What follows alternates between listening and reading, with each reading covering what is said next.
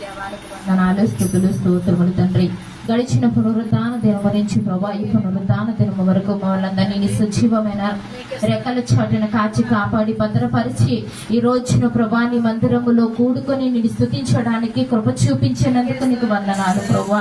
ఇదిగోనో ప్రభా ఈ యొక్క ఆరాధనలో ప్రభా మొదటి నుంచి ప్రభా పాటలు పాడడానికి ఒక మంచి స్వరాలను దయచేసినందుకు నీకు వందనాలు తండ్రి. మమ్మల్ందరినీ నీ ఆత్మచేత నింపినందుకు నీకు వందనాలు ప్రభా. దేవా ఇదిగోనో ప్రభా ఈ రోజున వాక్యంలోకి వెళ్ళొచ్చుడుగా ప్రభా ఏ వర్తమానం చేత నన్ను బలపరుస్తారో, ఏ వర్తమానం చేత నన్ను సరి చేస్తారో ప్రభా, ఏ వాక్యము చేత నన్ను దిద్దుబాటు చేస్తారో ప్రభా సహాయాన్ని దయచేయండి. వాక్యము కొరకు నిలబడిచిన బిడ్డ పైన అభిషేకం ఉంచి ప్రభా నాకు మాకు మా కుటుంబానికి మా సంఘాన్ని వాక్యము ద్వారా ఈ రోజు మాట్లాడాలని మీరు ఇష్టపడుచున్నారు. సూటిగాను తేటగాను మా అందరితోనూ మాట్లాడమని వినుచుండగా వినగలిగిన చెవులు గ్రహించగల హృదయాలను ప్రభా ఆ వాక్యాన్ని తండ్రి విని సరి చేసుకోగలిగిన హృదయాలను కూడా మా అందరికీ దయచేయమని త్వరగా రాను యేసుక్రీస్తు నామమున అడిగి వేడుకొనుచున్నాను తండ్రి. ఆమేన్. స్తోత్రం స్తోత్రం స్తోత్రం దేవా పరిశుద్ధ ప్రేమగల తండ్రి వందనాలు స్తోత్రాలు. ఫేస్బుక్ లో బట్టి నీకు వందనాలు స్తోత్రాలు. వారం సమాజంలో ఉంటానని దేవానికి వందనాలు, నీకు స్తోత్రాలు. పరిశుద్ధాత్ముడు నీకు వందనాలు. ఇప్పుడు వరకు ప్రభా నాయన నీ బిడ్డలందరూ నడిపించిన నీ సన్నిధిలో కూర్చునే విధానం బట్టి నీకు వందనాలు, నీకు స్తోత్రాలు ప్రభా. మరి ముఖ్యమైన సందేశంలోకి వెళ్తుండగా ప్రభా నాయన వాక్యంతో నన్ను సహోదరి మాట్లాడుచున్న ఆవిడ మరుగు చేసుకున్న వాక్యంతో నాయన స్త్రీలకు కావలసిన ప్రతి వర్తమానం అందింప దయచే తండ్రి నీకు వందనాలు స్తోత్రాలు. అయా మేమైతే మకాలు చూస్తాం కానీ నీ హృదయాన్ని చూస్తానన్నా తండ్రి నీకు వందనాలు. అక్కడ చెప్పే వ్యక్తిని మేము చూడకూడదు ప్రభా. వాక్యం ప్రభా రెండవ వర్తమానంలో నాయన నీ సేవకుడైన పాస్టర్ గారు ఉండగా ప్రభా వాక్యంతో ఉండి మీరు మమ్మల్ని సరిచేయ అవకాశం ఇస్తున్నందుకు వందనాలు స్తోత్రాలు. ఈ రెండు వర్తమానంలో మీరు తోడుండి నడిపించండి. మరి వచ్చిన ప్రతి బిడ్డను బట్టి నీకు అంతటి మీరు తోడుని నడిపించండి ప్రభా. వచ్చిన ప్రతి బిడ్డ నీకు వందనాలు చెల్లించుకుంటూ నదుడని యేసుక్రీస్తు నామమున అడుగుచున్నాం పరలోక తండ్రి. దేవుని నామానికి మహిమ కలుగును గాక. అలాగే మీరున్న ప్రదేశం నుండి పరిశుద్ధ గ్రంథాన్ని తెరిచి కీర్తనలు 15వ అధ్యాయము ఉత్తర ప్రత్యుత్తర రీతిగా చదువుకుందాం. కీర్తనలు 15వ అధ్యాయము దావీదు కీర్తన 15వ దావీదు కీర్తన అందరం కలిసి ఉత్తర ప్రత్యుత్తర రీతిగా చదువుదాం. మొదటగా శ్రీలత గారు చదువుతారు, ప్రేమలత గారు చదువుతారు, తర్వాత మనందరం కలిసి చదువుదాం.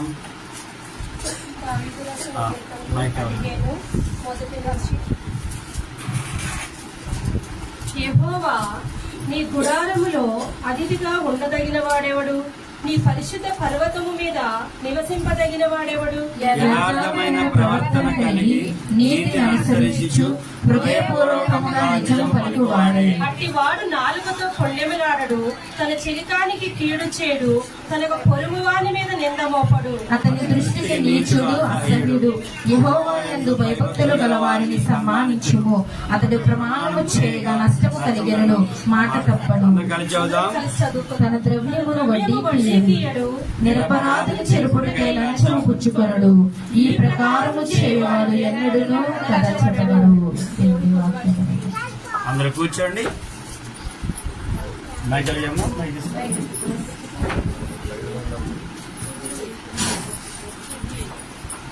దయచేసి అందరూ కూర్చున్నట్లయితే మనం వాక్యాన్ని ధ్యానం.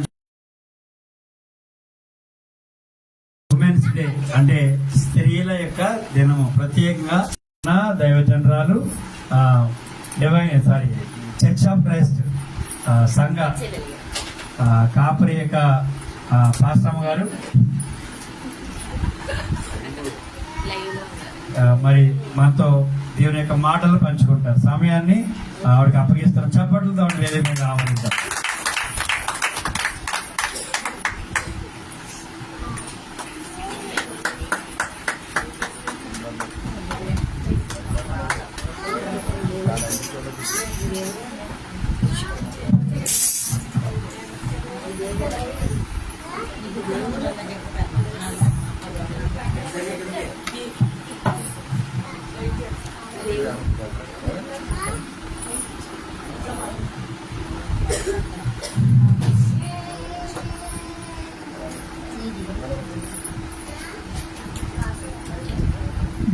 స్తోత్రం. కూడి చేరిన మీ అందరికీ కూడా ప్రభు అయిన యేసుక్రీస్తు నామములో వందనములు. దేవాది దేవుడు ఈ సమయాన్ని నాకు ఇచ్చినందుకు ముందుగా ప్రభు అయిన యేసుక్రీస్తు వారికి నా హృదయపూర్వక కృతజ్ఞతలు తెలుపుకుంటున్నాను. పరిశుద్ధ గ్రంథము నుంచి సామెతలు 31 వచనాలు చదువుకుందాం.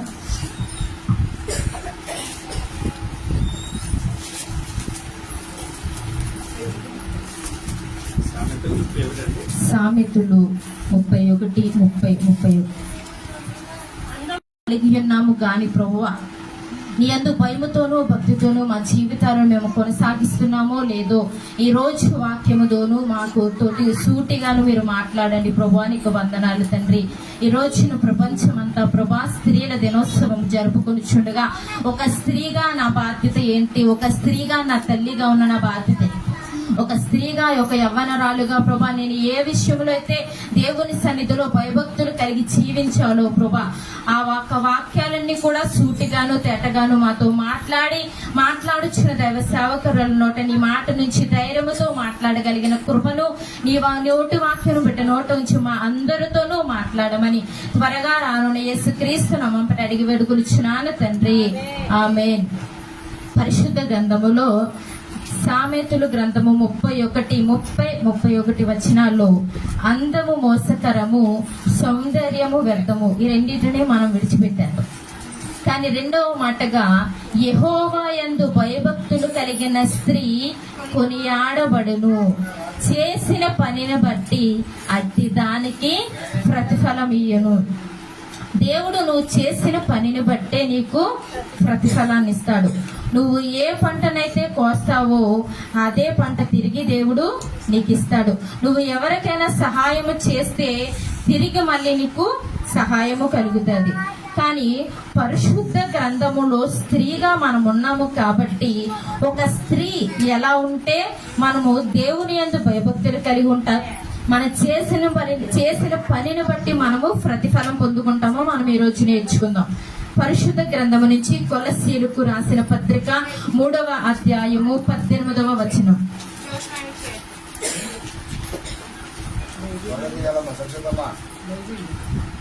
కొలస్సీలకు 3వ అధ్యాయము 18. భార్యలారా మీ భర్తలకు విధేయులై ఉండుడి, ఇది ప్రభువును బట్టి యుక్తమై ఉన్నది. మొదటగా భార్యగా నువ్వు ఉన్నా, ఒక స్త్రీగా నువ్వు ఉన్నా, ముందుగా నువ్వు ఏమి చూపించాలంటే ఒక స్త్రీగా ఎదుటి వారి పక్షంగా నువ్వు ఎప్పుడైతే విధేయత కలిగి ఉంటావో అప్పుడు నువ్వు ఆశీర్వదించబడతావు.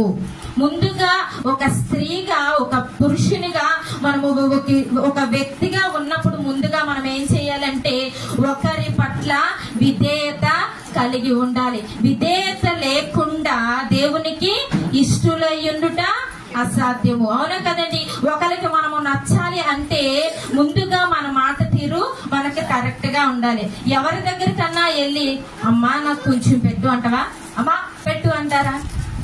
ఎవరైనా మన మాటలు బట్టే కదండి మనకి ఏదైనా ఇవ్వడానికి కానీ పెట్టడానికి కానీ ఇష్టపడతారు. మొదటిగా మనం ఏం చేయాలంటే ఎవరి దగ్గరికి దేనికోసం వెళ్ళినా, ప్రభు దగ్గరికి వెళ్ళినా, భర్త దగ్గరికి స్త్రీగా నువ్వు వెళ్ళినా ముందుగా ఏం చేయాలంటే విధేయత కలిగి ఉండాలి. అందుకే ముందుగా ఇక్కడ ఏమన్నా భార్యలారా మీ భర్తలకు విధేయులై యుండిడి. మనం ఎప్పుడైతే మన భర్తల దగ్గర విధేయత కలిగి ఉంటామో దేవుడు మనల్ని ఆశీర్వదిస్తాడు. విధేయతతో మనం ఎవరినైనా ఏదైనా అడిగితే వారి నుంచి కూడా మన సహాయము పొందుకుంటాము. రెండవదిగా సామెతలు 31:23 వచనం.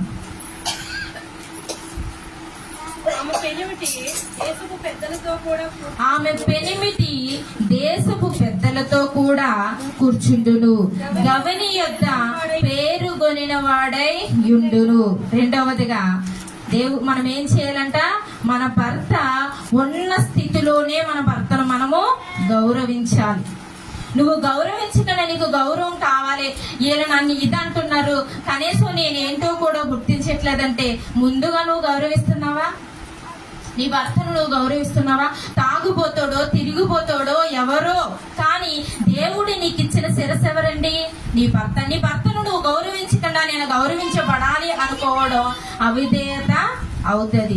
ముందుగా నువ్వు స్త్రీగా నువ్వు ఉన్నావు, నీ భర్త ఎటువంటి వాడైనా ఏ స్థితిలో ఉన్నా తెచ్చినా తేకపోయినా నిన్ను ఏమి చేసినా ఈ రోజంటే నువ్వు అడగకపోతే తేపోయావు, ఉన్నప్పుడు నీ దగ్గరికి తెస్తాడా తేడండి? మనం అడిగింది ఒక తల్లినైనా ఒక తండ్రినైనా ఒక భర్తనైనా ఒక అమ్మనైనా నాన్ననైనా నాకు ఏదైనా కావాలి అని అడిగినప్పుడు అడిగిన క్షణంలో ఇవ్వకపోయినా ఉన్నప్పుడు మళ్ళీ నీకు అవసరం తీరుస్తారా తీర్చరా? తీరుస్తారు కదండి. అందుకే ఇక్కడ ఏం మాట్లాడినా ఆమె పెనిమిటి దేశపు పెద్దలతో కూడా కూర్చుండును. ఒకవేళ నీ భర్త నీకంటే పెద్దవాడుగా ఇంటి దగ్గర యజమానుడిగా ఉన్నా కానీ నువ్వేం చేయాలి? అతనిని గౌరవించాలి. రెండవ, గవిని యొద్ద పేరుగొనడు వాడే యుండును. నీ ఇంటికి యజమానిగా నీ భర్త ఉన్నాడు, నువ్వు గౌరవించాలి. రెండు, నీ కుటుంబంలో పెద్దగా నీ భర్త ఉన్నాడు, నువ్వు గౌరవించాలి. రెండు, నీ సంఘములో పెద్దగా భర్తగా ఉన్నాడు, తనని నువ్వు గౌరవించాలి. గౌరవం లేకుండా మొదటగా భార్యగా నువ్వు గౌరవించకపోతే ఇంకొకరు గౌరవిస్తారండి? మన భర్తల్ని కాదు కదా, మన బిడ్డల్ని కాదు కదా, మన కుటుంబాన్ని కూడా ఎవరు గౌరవించలేరు. ముందుగా మనల్ని మనం గౌరవించుకోవాలి. మనకు శిరసైన మన భర్తను గౌరవించాలి. రెండవదిగా మన సంఘములో మన భర్తను ముందుగా మనమే గౌరవించాలి. లేదంటే వాడు ఇటువంటి వాడురా, ఈ మాట వినడు, ఎన్నోసార్లు చెప్పాను చెయ్యట్లేదు అంటే ముందు నువ్వు చేయాలి కదా ఆ పని. నువ్వు చెప్పే విధానంలో ఉంటుంది. మన భర్తకు మనం ఏదైతే చెప్తామో దానిని మన మాట తీరును బట్టి ఉంటుంది. మూడవ వాక్యం చూసుకుందాం.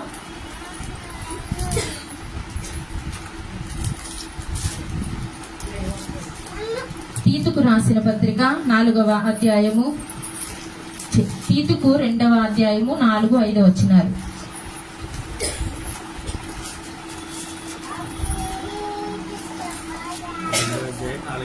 తీతుకు 2, 4, 5. యవ్వన స్త్రీలు తమ భర్తలకు లోబడి ఉండి తమ భర్తలను శిశువులను ప్రేమించువారును స్వస్థ బుద్ధి గలవారును పవిత్రులను ఇంట నుండి పని చేసుకుని వారును మంచివారు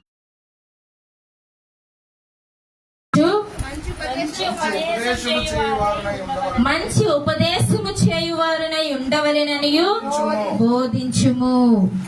యవ్వన కాలంలో ఉన్నామంటే ఒక పెళ్ళి అవ్వలేని పిల్లలు, లేకపోతే అప్పుడే పెళ్ళైన వాళ్ళు కాదండి. 40%, 45 వయసు ఉన్న వాళ్ళందరూ కూడా యవ్వన బిడ్డలే. యవ్వన కాలపు స్త్రీలు తమ భర్తలకు లోబడి ఉండి తమ భర్తలను శిశువులను ప్రేమించాలని దేవుడు చెప్తున్నాడు. ఏం చేయాలంటే ముందుగా మనము మన భర్తలను ప్రేమించాలి, మన బిడ్డలను మనము ప్రేమించాలి, ప్రేమతో వారిని గద్దించాలి, సరిచేయాలి, బుద్ధి చెప్పాలి. ఇక్కడ ఇంకో మాట కూడా మాట్లాడాడు, స్వస్థ బుద్ధి గలవారును పవిత్రులను. ఒకవేళ నువ్వు నోటితో తోలనాడుతూ ద్వేషిస్తూ వారిని శపిస్తూ నీ బిడ్డలకు చెప్తే వారు వింటారండి? వింటారా? నోరున్న వాళ్ళు తిరిగి మాట్లాడొచ్చింది, సమాధానం చెప్పచ్చు. మన బిడ్డలకు మనం కోపంతో చెప్తే ఏ మాట వినరండి. ఎంతో ప్రేమతో సహనముతో దేవుడు ఎందుకు అక్కడ స్వస్థ బుద్ధి గలవారును పవిత్రులను. నువ్వు పవిత్రంగా లేకుండా, నువ్వు మంచి మార్గంలో లేకుండా, నువ్వు చెడు త్రోవలతో నువ్వు నడుచుకుంటూ వ్యసనకరమైన క్రియలు చేస్తూ అబద్ధాలాడుతూ ఇంకా ఇంకా ఇంకా నీ త్రోవలో చెడు త్రోవల్లో నువ్వు వెళ్ళిపోతూ ఉండగా ఒక్కసారి నీ కుమారులు గాని కుమార్తెలు గాని ఆ మార్గాన్ని చూసినప్పుడు నువ్వు వారికి చెప్పుతున్న బుద్ధి వింటారండి? మంచి వింటారా? ఆలోచన చేస్తారా? నువ్వు సరిగ్గా చేయకపోతే, నువ్వు సరిగా మాట్లాడకపోతే, నీ ప్రవర్తన నువ్వు సరిగా కాపాడుకోపోతే నీ బిడ్డలకు నువ్వు చెప్పగలవా? నీ భర్తకు నువ్వు చెప్పగలవా? వారు వింటారండి? కానీ ఇక్కడ దేవుడు అదే చెప్పాడు, యవ్వన స్త్రీలు తమ భర్తకు లోబడి ఉండి తమ బిడ్డలను, అంటే భర్తలను బిడ్డలను కూడా ప్రేమించువారును, అంటే వారిని చాలా ప్రేమగా సున్నితంగా కాపాడుకుంటూ గౌరవంగా కాపాడుకుంటూ స్వస్థ బుద్ధి గలవారును పవిత్రులను. నువ్వు కరెక్ట్ గా ఉండి మాట తీరులో, ప్రవర్తనలో, మంచితనంలో, సహాయం చేసే దాంట్లో కానీ నీకు లేకుండా నీ బిడ్డకి ఎలా వస్తుందండి? అవునా కదండి? ఇప్పుడు ఎవరైనా నీకు ఏదైనా నీ దగ్గరికి సహాయానికి వచ్చినప్పుడు ముందు నువ్వు ఇవ్వడం నీ బిడ్డను చూసారనుకో, వారి దగ్గరికి ఎవడైనా ఏదో దేనికన్నా వస్తే ఇవ్వడానికి వాడు కూడా ఇష్టపడతాడు. తల్లిని చూస్తేనే బిడ్డలు నేర్చుకుంటారు. లోక సామెత ప్రకారంగా తల్లి చేను వేస్తే పిల్ల గట్టు వేస్తుందండి. తల్లి కూడా ఆ చేనులోనే వేయడానికి ఇష్టపడుతుంది. మనం మంచి మార్గంలో నడిస్తేనే మన బిడ్డలు కూడా మంచి మార్గంలో నడవడానికి ఇష్టపడతారు. మనం సహాయం చేస్తేనే వారు కూడా సహాయం చేయడానికి ఇష్టపడతారు. అక్కడే ఇంకో మాట కూడా ఉంది చూడండి. పవిత్ర ఇంట ఉండి పని చేసుకునే వారును మంచివారునై ఉండవలెను, ఉంటూ కూడా బుద్ధి చెప్పుచు మంచి ఉపదేశము చేయువారునై ఉండవలెనని బోధించుము. నువ్వు ముందుగా నీ భర్తకు లోబడి, నీ బిడ్డలకు లోబడి, ప్రేమతో నీ భర్తకు చెప్పి, నీ బిడ్డలకు చెప్పి, నువ్వు మంచిదానిగా, నువ్వు పవిత్రురాలుగా, నువ్వు నీ జీవితాన్ని కాపాడుకుంటూ దేవునికి నమ్మకంగా, యథార్థంగా, భయముతో, భక్తితో ఉంటూ, అప్పుడు నువ్వు మంచి పనులు చేస్తూ ఉంటూ ఎదుటి వారికి బుద్ధి చెప్పాలంట. మనలో మంచి మాటలు ఉండవు, మంచి ప్రవర్తన ఉండదు, అబద్ధాలు, మన జీవితమే ఒక చీకటిమయం. దేవుని సన్నిధిలో మాత్రం తెల్లగా ముసుగేసుకొని ప్రార్థనా జీవితం. అవునా కదండి? ఈ రోజుల్లో ప్రతి సంఘంలో ప్రతి స్త్రీ కూడా అలాగే ఉంది. నెత్తి మీద ముసుగేసుకొని కన్నీటి ప్రార్థన చేస్తుంది. బయటికి వెళ్ళి చీకటి ప్రపంచంలోనే అనేక రకమైన డొబ్బాశ, శరీరాశ, అవునా కదండి? నాకు ఇది కావాలి, అది కావాలి, ఇలా బ్రతకాలి, అలా బ్రతకాలి, నాకు ఇది కావాలి, నా బిడ్డలు ఇలా. ఏది నీ బిడ్డలు? నీకు మంచి మనసు లేదు, నీకు సహాయం చేసే మనసు లేదు, ప్రేమించే ముందు నువ్వు నిన్నే గౌరవించుకోలేవు, ముందుగా నీ భర్తనే నువ్వు గౌరవించలేవు, ముందుగా నీ భర్తనే నువ్వు ప్రేమించలేవు. అలాంటప్పుడు ఇవన్నీ నీకు ఎక్కడి నుంచి వస్తాయి? ఎలా వస్తాయి? మనల్ని మనము పరీక్షించుకోవాలి. దేవుడు ముందుగానే మాట్లాడాడు, యెహోవా యందు భయభక్తులు కలిగిన స్త్రీ కొనియాడబడును. నీకు ఏ భయం ఉంది? దేవుడు అంటే భయం ఉందా? భర్త అంటే భయం ఉందా? బిడ్డలంటే భయం ఉందా? నీ చిన్న బిడ్డలు ఒకప్పుడు చిన్న బిడ్డలేమో, ఇప్పుడు పెరుగుతున్న జనరేషన్ బట్టి మన బిడ్డలు మనకంటే కూడా జ్ఞానవంతులు. అవునా కదండి? ఈ రోజుల్లో చిన్న బిడ్డకి ఫోన్ ఇస్తే వాడు ఏం చూడాలో మనం చెప్పకుండానే వాడు ఆపరేటింగ్ చేసుకుంటున్నాడు. మనకు ఆ జ్ఞానం లేదండి. మన తల్లిదండ్రులు ఏది చెప్తే అదే చేస్తాం. ఈ పని చేసుకొని నువ్వు ఇది తినమ్మా, నీకు ₹1 ఇస్తాను, లేకపోతే నువ్వు ఇక్కడికి వెళ్ళి రామ్మా అని మనకు ఒక ₹2 ఆశ చూపిస్తే ఇంటి పని అంతా చేసి ఆ పని చేసి కొంచెం సేపు ఆడుకునే. ఈ రోజుల్లో ఆ పని లేదండి. ఆడుకునే వయసు లేదు, మాట వినే తత్వం లేదు, ఏమీ లేదు. మంచి ఉపదేశము చేయువారై ఉండవలెనని బోధించుము. నువ్వు ఎవరికైనా ఏదైనా చెప్పాలనుకుంటే ముందుగా నేను బాగున్నాను, నా జీవితం బాగుంది, నా భర్తని నేను గౌరవించగలుగుతున్నాను, నా కుటుంబ పరిస్థితి బాగుంది అని నువ్వు అనుకున్నప్పుడు నువ్వు ఇంకొకరికే చెప్పాలి. లేదంటే నీ కడుపు పుట్టిన బిడ్డలు కూడా నువ్వు చెప్తే ఈ రోజుల్లో ఎవరో వినేలాగా లేరు. పరిశుద్ధ గ్రంథం నుంచి ఇంకో మాట చూసుకుందాం. మొదటి పేతురు 3వ అధ్యాయము 1, 2, 3, 4, 5, 6 వచనాల్లో ఎలా మాట్లాడుతున్నారు దేవుడు. అటువలే స్త్రీలారా మీ స్వపురుషులకు లోబడి ఉండుడి. మీ సొంత పురుషులకు, మీ భర్తలకు దేవుడు ఎన్నిసార్లు చెప్తాడో తెలుసా? నీ లోబడి ఉండుడి, లోబడి ఉండుడి, లోబడి ఉండుడి. ఎన్నిసార్లు చెప్పినా మన భర్తకు అసలు లోబడలేమండి మనం. అవునా కదండి? ప్రతి వ్యక్తికి, ప్రతి కుటుంబంలో, ప్రతి భార్య భర్తల మధ్య ప్రతి ఒక్క సమస్య ఉంటదండి. దానికి ప్రతి ఒక్క సమస్యకు కూడా పరిష్కారం ఉంటుందా? ఉండదండి. భార్య భర్తల మధ్య, గొప్ప గొప్ప దైవ సేవకుల మధ్య కూడా కొంచెం ఏదో ఒక సమస్య ఉంటది. అది కుటుంబం కోసం కావచ్చు, తిండి కోసం కావచ్చు, బంధుత్వాల కోసం కావచ్చు, బిడ్డల కోసం కావచ్చు, ధనము కోసం కావచ్చు, ఆరోగ్యం కోసం కూడా కావచ్చు. కానీ వాటిని మనము చూడకూడదు. ఏం చేయాలి? ముందుగా మీరు స్వపురుషులకు లోబడి ఉండి, ముందుగా మీ భర్తలకు పురుషులకు లోబడండి, గౌరవించండి, విధేయత చూపించండి. అందువలన తర్వాత చదవమ్మా.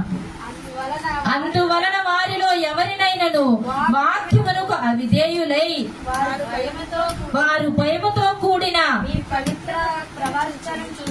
మీ పవిత్ర ప్రవర్తనను చూచి వాక్యము లేకుండానే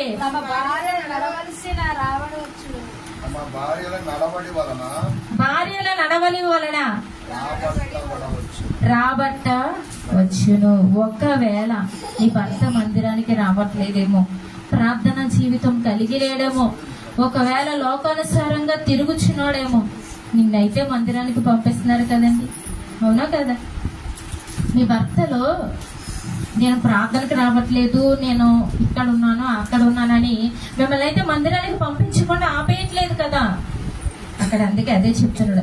అందువలన వారిలో ఎవరినైనను వాక్యమునకు అవిధేయులైతే, ఒకవేళ మీ భర్తలు వాక్యానికి అవిధేయులుగా అంటే విననోళ్ళని వారిగా, రక్షించలేని వారిగా, మాట వినలోలుగా, మందిరానికి రానోళ్ళుగా గనక మీ పురుషులు ఉంటే, మీ భర్తలు ఉంటే, మీ కుమారులు ఉంటే, మీ ఇంటిలో ఎవరైనా ఉంటే వారు భయముతో కూడిన మీ పవిత్ర ప్రవర్తన చూచి, నువ్వు దేవుని యందు భయభక్తులు కలిగి ఉన్నావమ్మా, ఆయన నువ్వు కొనియాడుతున్నావా, నీ కుటుంబం కోసం నువ్వు ప్రార్థన చేస్తున్నావా, నువ్వు దేవుని యందు భయభక్తులు కలిగి మంచి మార్గంలో నడుచుకుంటూ నీ మనస్సును, నీ యొక్క ఆలోచనని, నీ శరీరాన్ని అన్ని చంపుకొని యెహోవా యందు భయభక్తులు కలిగి నీ ప్రవర్తన సరిగా చూసుకొని నడుచుకుంటే, నీ పవిత్రమైన ప్రవర్తనను చూచి, తర్వాత వాక్యమమ్మ అది కాదండి, కూడిన మీ పవిత్ర ప్రవర్తన చూచి వాక్యము లేకుండానే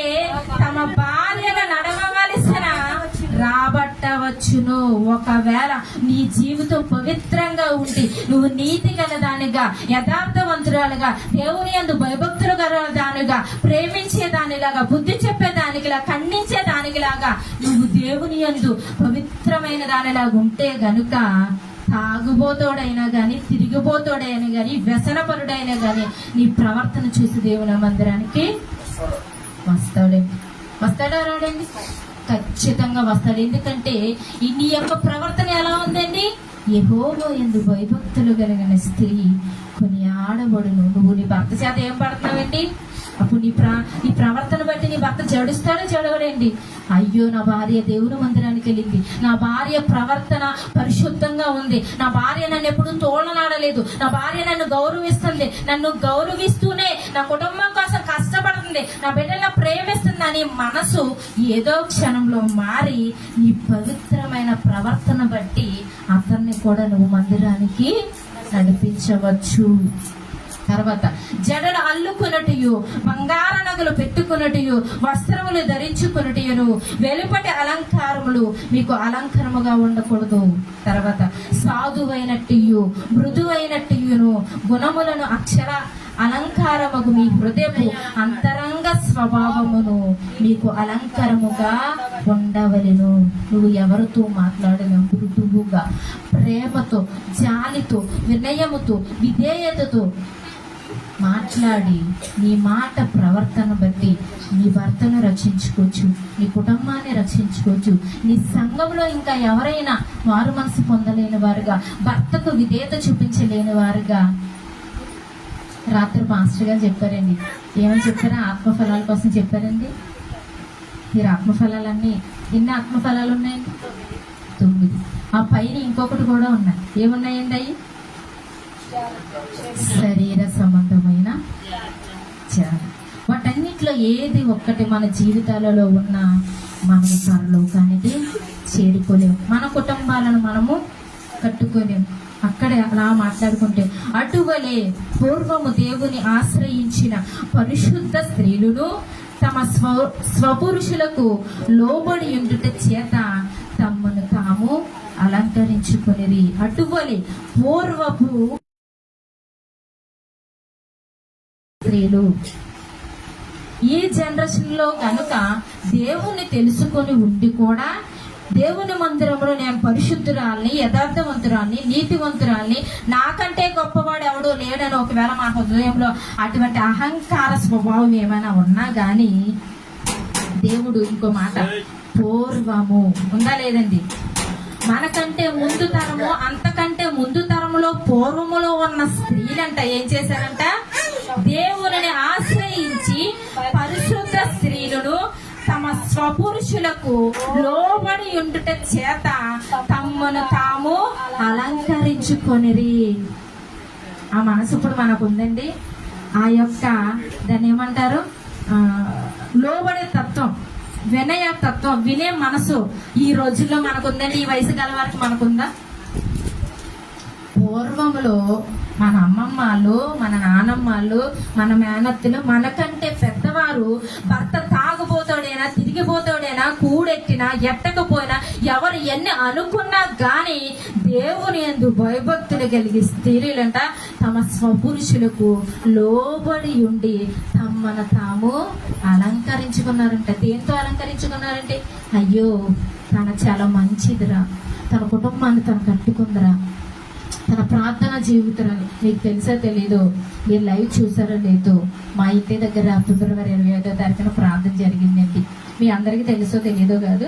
మాస్టర్ గారు గురించి చంద్రబాబు గారు మా అత్తయ్య గారి కోసం గొప్ప సాక్షి, కొండయ్య గారు సత్తమ్మ గారి కోసం, వారికి పుట్టినటువంటి కుమార్తె కోసం, పద్మమ్మ గారి కోసం గొప్ప సాక్ష్యం చెప్పారు. నేను వినలేదు, ఫస్ట్ టైం ఆయన ఎన్నోసార్లు కలుస్తాను, ప్రతి నెల కలుస్తాను. కానీ ఆయన చెప్పిన సాక్ష్యం విన్న తర్వాత నిజంగా నేను అనుకున్నాను, పూర్వకాలం స్త్రీలు ఇలా ఉన్నారు కాబట్టి ఈ రోజుల్లో మేము అలాంటి మనసు లేని వారుగా ఉన్నాం. పూర్వం అలా ఉన్నారు కాబట్టి వారి జీవితాలు, వారి సంసారము, వారి భర్త, వారి బిడ్డలు ఇప్పటికీ క్షేమంగా ఉన్నారు. అవునా కదండి? అప్పుడు మా అత్తయ్య గారి దగ్గరకు వచ్చేటప్పుడు అంట ఆయన గారు, మా అత్తయ్య గారు ఎప్పుడు బైబిల్ చదువుకొని ప్రార్థనా జీవితం కలిగి ఉండేదంట. అప్పుడు ప్రార్థన సంఘం అన్నది ఆయనకు ఒక్కటి కూడా లేదంట. చంద్రబాబు గారు వచ్చి మా కుటుంబం కోసం, ఆ మంచం మీద పడి ఉన్న సత్తమ్మ గారి కోసం ప్రార్థన చేసి, పద్మమ్మ గారు ఈ ఊరు పద్మమ్మ గారు ఆ ఊరు కోడలు కాబట్టి, ఆ ఊరు పాస్టర్ గారు కాబట్టి ప్రధానం అందుకోవడానికి ఊరు వచ్చారంట. అలా పరిచయం అంట ఉండి ప్రాంతం ఆయనకి. ఆ విధంగా వచ్చిన అతను ఏం సాక్ష్యం చెప్పాడో తెలుసండి, మొలపర్తి కొండయ్య గారి కుటుంబంలో ఈ రోజున 2 సేవకులు ఉన్నారంటే ఆ రోజున నేను వచ్చి ప్రార్థన చేయడం ఎంత కృప ఉందని నా కుటుంబం కోసం సాక్ష్యం చెప్తే నాకు ఎంత సంతోషం కలిగింది తెలుసండి. నా తరానికి ఆయన తరానికి ఎంత తేడా ఉందండి, మధ్యలో 2 జనరేషన్స్ ఉన్నాయి. కానీ ఇక్కడ ఏం చెప్పాడంటే దేవుడు, స్త్రీలు తమ స్వపురుషులకు లోబడి ఉండుట చేత తమను తాము అలంకరించుకోవాలి. మీరు తగ్గించుకోవాలి అన్ని విషయాలు. ప్రతి కుటుంబంలో సమస్య ఉంటుందండి. భర్త పైన కోపం ఉంటుంది, ప్రేమ ఉంటుంది, ద్వేషం ఉంటుంది, నాకు తేవట్లేదనే చిన్న చిన్న లోపాలు ఉంటాయి. వాటిని బట్టి మన జీవితాలను మనము నాశనం చేసుకోకూడదు. దేవుడు దాన్ని ఏం చెప్పాడంటే ఇక్కడ క్లియర్గా లోబడి ఉండుట చేత తమను తాము అలంకరించుకున్నది. ఏంటి చేత అలంకరించుకున్నారండి? ఒక క్షణంలో నోరు చేరడం ద్వారా 4-5 రోజులు మనకే మన భర్తకు కోపతాపాలు ఉంటాయి. కానీ అదే క్షణంలో మనం తగ్గించుకుని మన భర్తను క్షమించి మన భర్తకు లోబడితే నీ పైన ఎంత ప్రేమ ఉంటుందండి, ఎంత చాలు ఉంటుంది, ఎంత కనికరం ఉంటుందండి. అటువంటి వాటిని మనం పొందుకుంటున్నామా? మనల్ని మనం పరిశీలన చేసుకోవాలి. అదే మాటలో ఇంకోటి, ఈ ప్రకారము శారా అబ్రహామును నా యజమానుడా. ఎవరన్నా ఇప్పుడు రోజుల్లో భర్తను ఏమండి, తర్వాత ఇంకా కొన్ని ఏకవచనాలతో మన భర్తను పిలుస్తున్నాం, అవునా కదండి? కానీ శారమ్మ 90 సంవత్సరాలు 100 సంవత్సరాలు తన భర్తను ఏమని పిలిచేదండి? నా యజమానుడా. ఆ గౌరవం మనం ఇస్తున్నామండి.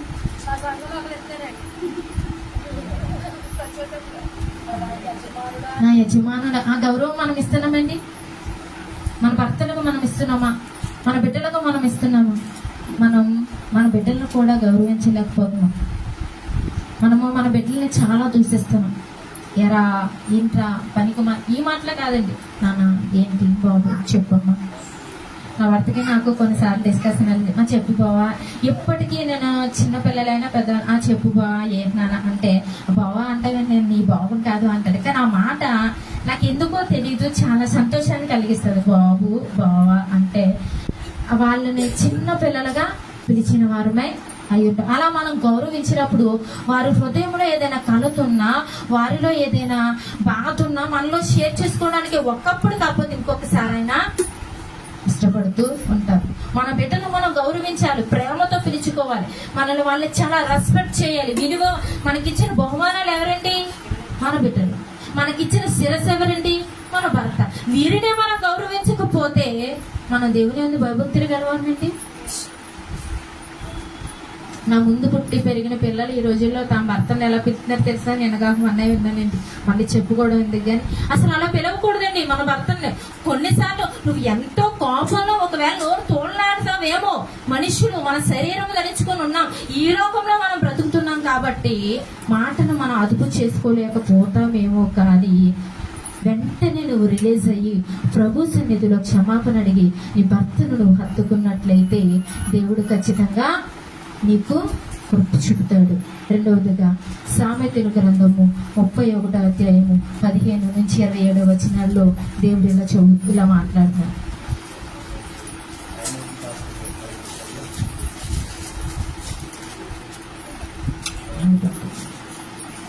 ఆమె చీకటితోనే లేచి, సామెతల గ్రంథము 31వ అధ్యాయము 15వ వచనం కానించి, ఆమె చీకటితోనే లేచి తన ఇంటి వారికి భోజనము సిద్ధపరచును, తన పనికత్తెలకు భత్యము ఏర్పరచును.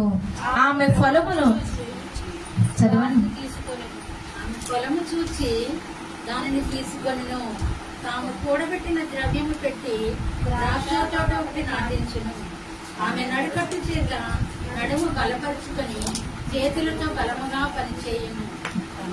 వ్యాపార లాభం అనుభవం చేత తెలుసుకొనిను. రాత్రి వేళ ఆమె దీపము ఆరిపోదు.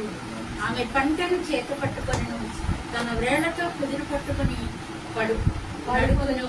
దీనులకు తన చెయ్యి చాపును, దరిద్రులకు తన చేతులు చాపును. తన ఇంటి వారికి చలి తగులునని భయపడదు. ఆమె ఇంటి వారందరూ రక్తవర్ణ వస్త్రములు ధరించుకునేవారు. ఆమె పరుపులను సిద్ధపడుకుని, ఆమె బట్టలు సన్నని నారబట్టలు, రక్తవర్ణపు వస్త్రములు. ఆమె పెనుమిటి దేశపు పెద్దలతో కూడా కూర్చుండెను. గమని యొక్క పేరుగుని వాడై ఉండును. ఆమె నారబట్టలు నేయించి అమ్మునడు నడికట్లు వర్తకులకు అమ్మెను. బలమును ఘనతయు ఆమెకు వస్త్రములు. ఆమె రాబోవు కాలము విషయమై నిర్భయముగా ఉండును. జ్ఞానము కలిగి తనికలు. పొద్దున్న స్కూల్లో గొప్ప నన్ను లేకపోతూ నేను లేటుగా లేస్తాను. ఈ రోజుల్లో పిల్లలకి ఇది కామన్ అయిపోయింది. పొద్దున్నే నన్ను లేపొద్దు, నేను పడుకోవాలి అంటే మనం దేనికి ఇంపార్టెంట్ ఇస్తున్నామండి? నిద్రకు. అవునా కదండి? కానీ ప్రభు జ్ఞానము కలిగిన స్త్రీకి ఈరోజు ఏం చెప్తున్నాడంటే, చీకటితోనే లేచి నీ భర్త కొరకు నీ బిడ్డల కొరకు భోజనాన్ని సిద్ధపరచాలంట. ఆమె పొలములను చూచి దానిని తీసుకొనును, తాము కూడబెట్టిన ద్రవ్యము పెట్టి ద్రాక్ష తోట ఒకటి నాటించును. ఆమె నడుకట్టు చేత నడుము బలపరుచుకొని చేతులతో బలముగా పని చేయును. నీకు అనారోగ్యం ఉన్నా, బలహీనం ఉన్నా, ఏ విధంగానైనా స్థితిలో ఉన్నాం కానీ నీ బిడ్డల కొరకు నువ్వు నడుము కట్టుకొని బలము తెచ్చుకొని ఖచ్చితంగా నువ్వు లేచి నీ బిడ్డల కొరకు నువ్వు భోజనాన్ని సిద్ధపరచాలి. నీ యజమానుల కొరకు నీ కుటుంబంలో ఉన్న నీ అందము, మోసకరము, సౌందర్యము, వ్యర్థము ఇది ఉన్నారా? ఒకసారి మనలో మనం పరిశీలించుకోవాలి. నీ మాట తీరును బట్టి ఈ రోజు నువ్వు నోరు జారిన ఆ మాటను బట్టి రేపు జ్ఞానవంతులు, మంచి వాళ్ళు, మంచి నడవడికలో నడిచేవారు చాలా మంది ఉంటారు. దోషాన్ని నువ్వు చూడాలని ఆశపడుతున్నావేమో, వాటన్నిటి కోసం కూడా దేవునికి నువ్వు లెక్క చెప్పాలి. వాటన్నిటిని కూడా నువ్వు విడిచిపెట్టాలి. అదే విధంగా ఆదికాండము సృష్టిని సృష్టించినప్పుడే చెప్పాడు, నరుడు ఒంటరిగా ఉండుట మంచిది కాదు. కాబట్టి ఆదామును ఒంటరిగా ఉండకూడదని నిర్ణయించుకొని సాటైన సహకారిని నిర్మించాలని ఆలోచన చేసి అలాగా ఒక సాటైన సహాయాన్ని నిర్మించాడు. 21వ వచనంలో, అప్పుడు దేవుడైన యెహోవా ఆదామునకు గాఢ నిద్ర కలుగు చేసి అతడు నిద్రించినప్పుడు అతని ప్రక్కటెముకలలో ఒక దానిని తీసి ఆ చోటెను మాంసముతో పూడ్చివేసెను. తరువాత దేవుడైన యెహోవా తాను ఆదాము నుండి తీసిన ప్రక్కటెముకను స్త్రీగా నిర్మించి ఆమెను ఆదామునొద్దకు తీసుకుని వచ్చెను. దేవుడు దేంతో చేసేదండి స్త్రీని? పక్కటెముక. పక్కటెముక గట్టిగా ఉంటుందా, మట్టి గట్టిగా? చెప్పండి సమాధానం. మట్టి గట్టిగా ఉంటుందా లేదంటే ఎముక గట్టిగా ఉంటుందా? స్త్రీని నిర్మించాడు. ఆదామును మట్టితో నిర్మించి జీవాత్మ ఊదాడు. స్త్రీని ఫెలోషిప్ అంటే